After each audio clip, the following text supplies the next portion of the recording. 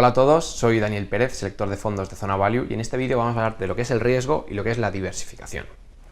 El riesgo. ¿Qué es el riesgo? El riesgo es una palabra que a mí me ha parecido siempre muy difusa y mi experiencia me demuestra que los inversores no terminan de entender. El riesgo es un concepto difuso y que muchas veces confundimos y que queremos medir de forma numérica con una traslación emocional complicada. ¿Qué es el riesgo? Académicamente hablando, el riesgo se ha vinculado históricamente hablando a la volatilidad, que básicamente es la desviación típica de los rendimientos. Imaginemos una acción que se mueve mucho, o una inversión que se mueve mucho y una que se mueve muy poco. Una que diariamente hace un más 5, menos 10, más 20, menos 5, más 30. Esa acción es muy volátil. En cambio, una acción que se mueva muy poco, que se mueva un 0,10, 0,20, se considera menos arriesgada. ¿Por qué? Porque tiene una volatilidad inferior. Esta es la visión tradicional, asociar volatilidad de los rendimientos al riesgo, ¿no? Evidentemente, imaginemos dos inversiones que dan el 10% de rentabilidad. Nosotros preferiremos una que dé un 10% de forma lineal, con una seguridad absoluta, a una que dé ese 10% con grandes picos y valles en el rendimiento, ¿no? Es de lógica preferir que tú prefieres la seguridad de un rendimiento frente al mismo rendimiento sin esa seguridad. Esa es la concepción tradicional del riesgo, ¿vale? Pero el riesgo trasciende un poquito más de eso y en la percepción de los inversores. Por ejemplo, una volatilidad de 15. ¿Eso qué es? Mi experiencia me demuestra que los inversores no son capaces de asociar la volatilidad a una caída, a un nivel de riesgo absoluto. En cambio, si yo te digo que ese producto ha llegado a caer un 50%, seguro que tienes claro el riesgo. Si te digo, este producto ha caído un 50% en su máximo histórico, esto un 30 y esto un 1, nunca ha perdido más. No significa que no puedan caer más, pero ya te da una referencia de cómo es el riesgo de ese producto, sus caídas, ¿no? Entonces, por ejemplo, para mí el máximo drawdown, la máxima caída en este caso, es una aproximación más cercana al riesgo para los inversores. Porque hablar de volatilidades es un número, hablar de has perdido un 30%, eso sí que lo tenemos todos bastante claro, ¿no? Entonces, eso por un lado. Luego también el riesgo, ¿cómo medimos el riesgo? Una cosa es el riesgo histórico, por ejemplo, vía la volatilidad, vía la máxima caída que puede sufrir un producto, pero es que eso no es el riesgo real. Un producto puede no haber caído nunca y de repente tener una caída absoluta. Aquí hay un inversor, bueno, Taleb, que es muy famoso, que pone el ejemplo del pavo de Navidad, ¿no? Que si el pavo de Navidad fuera una cotización, tú imagínate que el peso del pavo de Navidad es el gráfico de una acción, ¿no? Entonces solo sube, lo están engordando constantemente y solo hace que subir. Tú podrías pensar, es una inversión súper segura, no para de subir, y de repente el día que es el día de Acción de Gracias que lo matan, pum, baja a cero directamente. Tú, si hubieras visto los datos pasados, no hubieras valorado el riesgo que existía, ¿no? Esto es un ejemplo, pero que se puede valorar a cualquier acción, ¿no? Hay acciones que suben o inversiones que parecen muy seguras con retornos constantes hasta que de repente quiebra. Por ejemplo, un ejemplo que se ve más visual que una acción es un bono de renta fija. Imaginemos que dejamos dinero a una empresa, nos paga constantemente hasta que nos deja de pagar y se declara en quiebra y ya nunca vemos un duro. Ese riesgo tú no lo habrías visto mirando hacia atrás, solo lo ves mirando al futuro, ¿no? Entonces, el riesgo tiene dos patas. Primera, entender qué es o qué es para nosotros el riesgo, y luego ver cómo medirlo de cara al futuro, son las dos líneas. También hay gente que entiende el riesgo como el coste de oportunidad. Los inversores más agresivos ven el no ganar mucho o no tener retornos elevados como un riesgo respecto a la inflación, respecto a la pérdida patrimonial, etc. En fin, no hay un consenso claro sobre lo que es el riesgo, y por eso es importante entender las diferentes concepciones que existen. Como bien he dicho, para mí, evaluar la máxima caída, el riesgo pasado, cuánto puedes llegar a perder de un producto con mirar hacia adelante y ver los riesgos futuros, creo que ayuda mucho a entender los riesgos reales que tienen las inversiones que podemos realizar.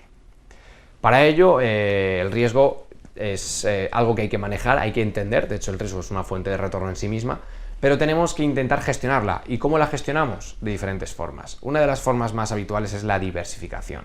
¿Por qué? Porque tú nunca sabes cuál es el riesgo que te va a explotar. Tú nunca sabes cuál es ese cisne negro que puede suceder, si esa inversión que era tan buena deja de serlo.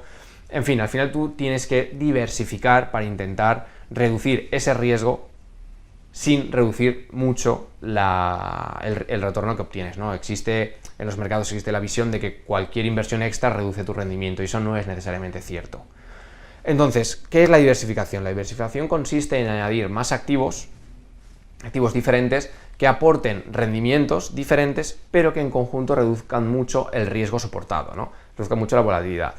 Un ejemplo típico es si añadimos a una cartera que tiene un comportamiento, una cartera de acciones, añadimos activos que tengan un menor nivel de riesgo, reduces la rentabilidad, pero reduces mucho más el riesgo, o sea que la relación rentabilidad-riesgo sube. Esto se debe a un concepto clave, que es la correlación. Si tú tienes dos activos, por ejemplo, esto es un error muy habitual, tú tienes una acción de un banco y contratas la de otro banco, o contratas 10 acciones de banco, seguramente la correlación sea muy alta. O sea, que esas acciones aportan muy poco respecto a la cartera.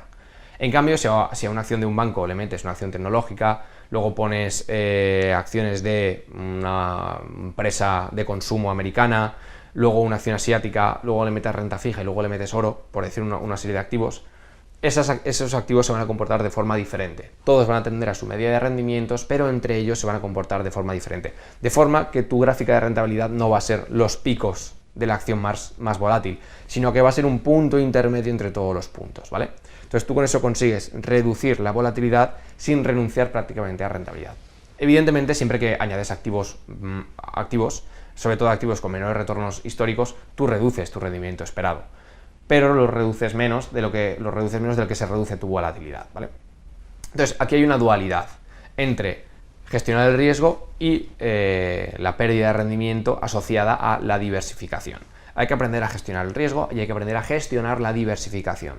Siempre dicen que, una frase que me gusta decir mucho es que diversificar por diversificar no tiene sentido. Tú tienes que añadir activos que tengan sentido, activos que entiendas, activos que aporten a tu cartera una reducción del riesgo o una descorrelación. Por ejemplo, aquí tenemos las míticas carteras permanentes como de Brownie, la de el All Weather Portfolio de Ray Dalio, etc. ¿Cuál es la filosofía de estos activos? De estas carteras, que tú tienes 4 o 5 activos diferentes, los que sean dependiendo del tipo de cartera, y nunca van a caer todos a la vez o van a subir todos a la vez. Si, por ejemplo, la renta variable te cae, el oro te va a subir. Entonces tu cartera siempre tendrá retornos intermedios y a la larga tu rendimiento promedio será elevado y no sufrirás estas caídas diarias, ¿no? Esto ayuda mucho a los inversores que no son capaces de gestionar el riesgo. Por mucho que se les llene la boca a los inversores, no muchos están dispuestos a soportar un menos 30 o un menos 40 en sus carteras. Y estos enfoques multiactivo te ayudan a defenderte, te ayudan a capear esa volatilidad sin renunciar a mucha rentabilidad. Por tanto, una de las conclusiones que quiero llegar de este vídeo: el riesgo es difícilmente medible, no es tan fácil de medir. El riesgo tiene una percepción personal muy importante. El riesgo no es lo mismo para una señora de 80 años que para una persona, un chaval joven de 20 o para un empresario de 45 años. No tiene nada que ver para cualquiera de ellos. La capacidad de asumir riesgo tampoco tiene nada que ver. Hay personas jóvenes que no están dispuestos a ver caer su dinero y hay gente muy mayor que están acostumbrados a ello. Entonces tenéis que entender muy bien qué es el riesgo, cómo medirlo y luego cuál es vuestra percepción del riesgo para llegar a un equilibrio. Y después tenéis que aprender a cómo gestionarlo. Hay gente que no diversifica o diversifica muy poco. Tienes claro que la renta variable es el activo más rentable del mundo. Tienes claro que estás dispuesto a asumir sus volatilidades a largo plazo y sus máximas caídas. Perfecto. No tienes por qué añadir renta fija, oro, materias primas, retorno absoluto, inmobiliario. No tienes por qué hacerlo. Tienes claro que eso es lo que necesitas. No sabes cuál es el activo que mejor se va a comportar. Tienes dudas sobre si eres capaz de soportar la volatilidad de los mercados. No quieres ver tu dinero caer un 50% en un mes. Pues añades más activos, ¿no? Esa es la diversificación. Protegerte contra el desconocimiento y contra el riesgo. A partir de ahí, los inversores tienen que decidir cuánta diversificación quieren. Tienen que entender los diferentes tipos de activo y sobre todo el efecto de la descorrelación, que es la parte clave en las carteras, porque eso es lo que muchos inversores obvian, ¿no? Muchos inversores se piensan que por añadir más fondos están diversificados, ¿no? Y una persona que tenga 7 fondos value europeos no está nada diversificado, y una persona que simplemente tenga un fondo europeo, un fondo de renta fija y un fondo de materias primas, por ejemplo, está muchísimo más diversificado que el anterior, ¿no? Aunque tenga menos fondos, ¿no? Este ejemplo creo que ilustra muy bien que tenemos que entender qué aporta cada activo y el efecto de la correlación y de la diversificación sobre el riesgo. Una vez tenemos esto claro, podremos encontrar carteras con las que estemos muy cómodos, carteras que nos ayuden a tener unos retornos satisfactorios con unos niveles de riesgo que estemos dispuestos a asumir. Una vez tengamos eso claro, tendremos una cartera que comulgará con nuestra forma de ser, con nuestros retos y que entenderemos, algo que es clave para obtener retornos a largo plazo.